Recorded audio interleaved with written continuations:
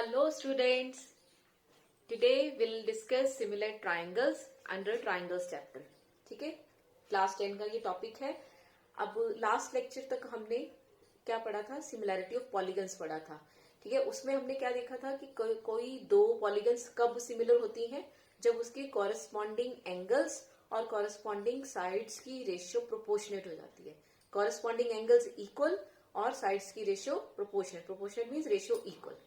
ठीक है, तो अब हम देखेंगे कि ट्राइंगल्स को सिमिलर कब कहते हैं. ऑब्वियसली ये दोनों conditions as it is polygon तो इसमें भी होल्ड करेंगी, लेकिन इसमें अगर दोनों में से एक कंडीशन भी होल्ड कर जाती है तब भी हम कह देते हैं कि ट्राइंगल्स क्या है, सिमिलर है. तो सबसे पहले अगर मैं यहां पे बनाती हूं ट्राइंगल, एक है ये ट्राइंगल ए बी सी, दूसरी ट्राइंगल मैंने बनाई डी ई एफ. अब इसमें मुझे कुछ और नहीं, मुझे सिर्फ ये गिवन है कि एंगल ए एंगल डी के इक्वल है, एंगल बी एंगल एफ के इक्वल है और एंगल सी एंगल ई के इक्वल है. ठीक है, अगर क्या दिया है, angle A equal to angle D, angle B is equal to angle F, angle C is equal to angle E, तो इसकी साइड्स की रेशियो अपने आप प्रोपोर्शनेट हो जाएगी.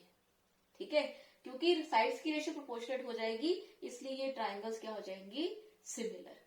ठीक है, तो एंगल ए डी के बराबर है, बी एफ के बराबर है, सी ई के बराबर है, इक्वल है. तो हम पहले तो क्या लिखेंगे, रेशियोज की प्रोपोर्शनलिटी लिखते हैं. देखो मैंने ए बी अगर साइड ली, मैंने कौन सी ली, ए बी साइड. ई ए की कॉरेस्पॉन्डेंस में कौन सा एंगल है, डी. बी के कॉरेस्पॉन्डेंस में कौन सा एंगल है, एफ. ठीक है, बी के कॉरेस्पॉन्डेंस में कौन सा एंगल है, एफ. तो ए बी ओवर क्या आना चाहिए, डी एफ. देखो ए बी और यहां पे कौन सा, डी एफ. ए डी के बराबर, बी एफ के. ठीक है, तो यहां पे आ गया डी एफ. ठीक है, अब अगर मैं इधर से साइड बीसी ले रही हूं, ठीक है, बीसी बीसी, बी एंगल किसके इक्वल है, एफ के. सी एंगल किसके इक्वल है, ई के. तो मैं यहाँ पे एफ ई साइड लिखूंगी. ठीक है, अगर मैं यहाँ पे सी ए लिख रही हूं तो सी किसके इक्वल है, ई के. ए किसके इक्वल है, डी के. तो ये साइड प्रोपोर्शनेट हो जाएंगी, मतलब जितनी रेशियो इसकी आएगी उतनी ही इसकी आएगी, उतनी ही इसकी आएगी. तो क्योंकि ये एंगल्स इक्वल गिवन थे, ये आ गई हमारे पास इक्वल, सो इसलिए हम क्या कह सकते हैं, triangle A B C similar to. अब ट्राइंगल लिखना सीखे हम. ए के कॉरेस्पॉन्डेंस में कौन सा एंगल है, डी, तो यहाँ पे पहले डी आएगा. बी के कॉरेस्पॉन्डेंस में कौन सा एंगल है, एफ, तो यहाँ पे एफ लिखेंगे. और सी की कॉरेस्पॉन्डेंस में कौन सा है, ई, तो यहाँ पे ई लिखेंगे. अगर मैं इसको डी ई एफ लिखूंगी तो वो गड़बड़ हो जाएगी. ठीक है, क्लियर है. तो ये हमारी फर्स्ट थ्योरम सिमिलैरिटी की है, थ्योरम 6.3 है I guess in your book. तो अगर हमारे एंगल्स इक्वल हो जाते हैं तो साइड्स की रेशियो प्रोपोर्शनेट हो जाएगी और ट्राइंगल्स सिमिलर हो जाएंगी. अच्छा, अगर मैं आपसे एक चीज पूछूं कि यहाँ पे मैंने बोला तीनों एंगल्स, अगर मैं ये कह दूं, सिर्फ मैं सी एंगल के बारे में कोई इंफॉर्मेशन ना दूं और मैंने सिर्फ ये बोल दिया कि एंगल ए एंगल डी के इक्वल है, एंगल बी एंगल एफ के इक्वल है, क्या कह सकते हैं एंगल सी के बारे में, वेरी ट्रू. अगर आप देखोगे ये एक ट्राइंगल है तो तीनों एंगल्स का सम कितना होना चाहिए, 180. ठीक है, अगर मैं फॉर एग्जांपल मैं यहाँ पे ले लेती हूँ, ये लेट से 60 डिग्री है, ये 40 डिग्री है, तो automatically this will become 80 degrees. ठीक है, अगर ये 60 है तो ये भी तो 60 ही है, अगर ये 40 है तो ये भी तो 40 है, तो ये तो ऑटोमेटिकली 80 हो गया. इट मीन्स अगर सिर्फ दो एंगल्स भी इक्वल कह देते हैं हम तब भी साइड्स की रेशियो प्रोपोर्शनेट हो जाएगी और फिर ट्राइंगल्स सिमिलर हो जाएंगी. ठीक है, तो तीन एंगल्स देखने की बजाय अगर मैं सिर्फ दो एंगल्स भी देख लूं तब भी मैं कह सकती हूं triangles are similar to each other. ठीक है, ये हमारी हो गई फर्स्ट कंडीशन. अब मान लो मैं दो ट्राइंगल्स ले रही हूं, ये है ए बी सी और ये है पी क्यू आर। ठीक है, अब यहां पे मैंने साइड्स की लेंथ ले ली 3, 4 एंड 6। ठीक है, और यहां पे मैंने ले ली, इसकी लेंथ ले ली 6, इसकी ले ली 8 और इसकी ले ली 12। ठीक है, अब अगर यहां पे हम चेक करें, एंगल्स के बारे में तो मुझे कुछ भी नहीं दिया, मुझे तो सिर्फ साइड्स बताई हैं। तो ए बी साइड जो है वो क्या है, 3 सेंटीमीटर। ठीक है, ये सेंटीमीटर में है, ये सेंटीमीटर में है सारा। ठीक है, अब अगर आप देखो ये सबसे छोटी साइड ये वाली है, तो इसकी सबसे छोटी साइड बी पी आर है। ठीक है, तो मैं A B by P R दोनों छोटी साइड्स की रेशियो देख रही हूँ, क्या आएगी 3/6, 1/2। इसके बाद में अगर आप देखो, इसके बाद की लेंथ इसकी है, तो मैं BC, और इसके बाद 6 के बाद कौन है 8, तो BC बाय PQ मैंने लिया, तो क्या आया BC बाय PQ मीन्स 4/8, फिर से 1/2 आ गया। अब मैंने AC जो सबसे लंबी साइड है और इधर की जो सबसे लंबी साइड है उनकी रेशियो ली, तो क्या आया 6/12, फिर से 1/2। इट मीन्स साइड्स की रेशियो तो प्रोपोर्शनेट हो गई। तो मैं यहां से क्या कह सकती हूँ, AB by PR is equal to BC by PQ is equal to AC by QR। अब अगर साइड्स की रेशियो प्रोपोर्शनेट हो गई तो कॉरेस्पॉन्डिंग एंगल्स इक्वल आ जाएंगे। अब एंगल्स कैसे देखेंगे हम यहाँ पे, ठीक है, कि एंगल्स कैसे आ रहे हैं हमारे इक्वल। तो यहाँ पे सबसे पहले देखो, यहाँ पे A है और कहाँ A है, यहाँ पे A है, इन दोनों में A है। अब देखो सेम लेटर कहाँ पे, यहाँ पे R है तो यहाँ भी R है। इट मीन्स A की कॉरेस्पॉन्डेंस में कौन आएगा, R आएगा।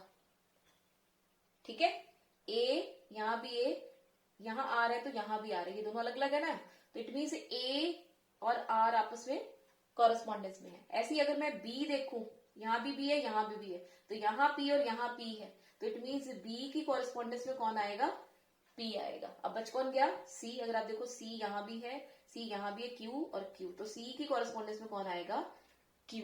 इट मीन्स यहाँ पे मैं क्या कह सकती हूँ, एंगल A एंगल R के equal, angle B equal to angle P और angle C equal to angle Q हो जाएगा बाय द थ्योरम 6.4।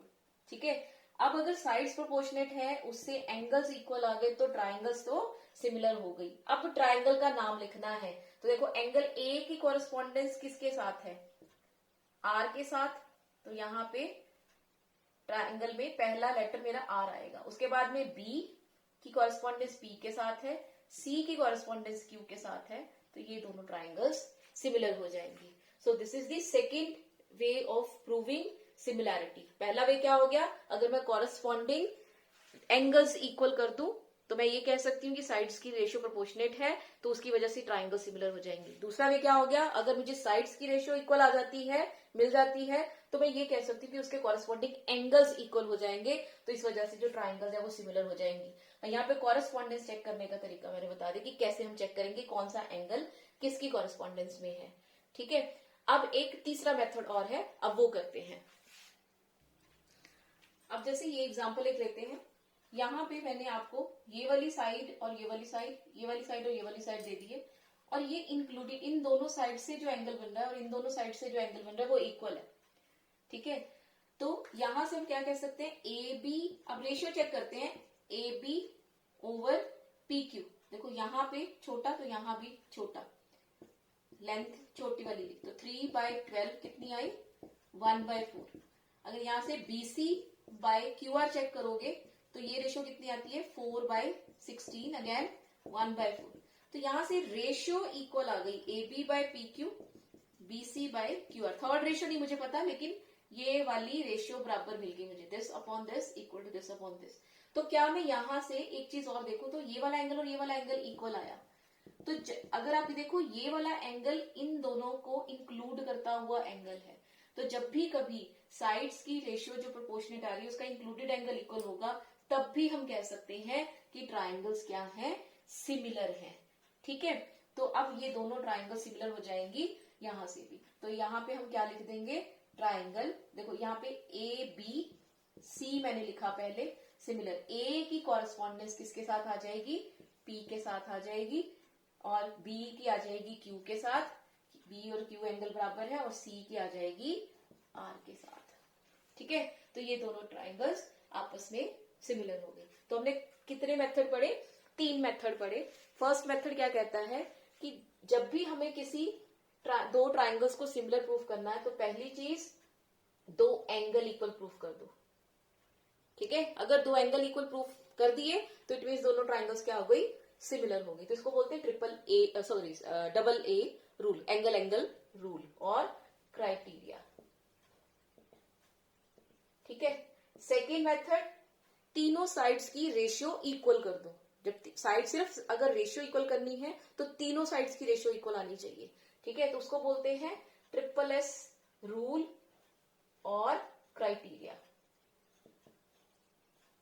ठीक है, थर्ड हमारा क्या है, साइड एंगल साइड। ठीक है, मतलब side side angle angle side side, तो इसको बोलते हैं साइड एंगल साइड रूल। अगर हमें 2 साइड्स के बीच का एंगल मिल गया, अब मान लो इस एंगल को ना देके मैं मान लो ये वाला एंगल कहती कि ये 60 डिग्री है, ये भी 60 डिग्री है, और इस एंगल को मैं देती ही नहीं, ये वाला एंगल मैं देती नहीं, ये रेशो तो बराबर है लेकिन इस साइड के बारे में मुझे कुछ पता ही नहीं है, तब नहीं हम कह सकते कि ये ट्राइंगल सिमिलर है। ठीक है, सो इस तरह से जब भी हमें कोई 2 ट्राइंगल्स को सिमिलर शो करना है, हमने ये वाले 3 क्राइटेरियाज में से कोई एक क्राइटेरिया यूज करना है और ट्राइंगल्स को सिमिलर शो कर देंगे। So that's all from my side, thank you so much. Next lecture में हम बीपीटी पे बेस्ड सम क्वेश्चंस करेंगे। ठीक है, okay, thank you so much.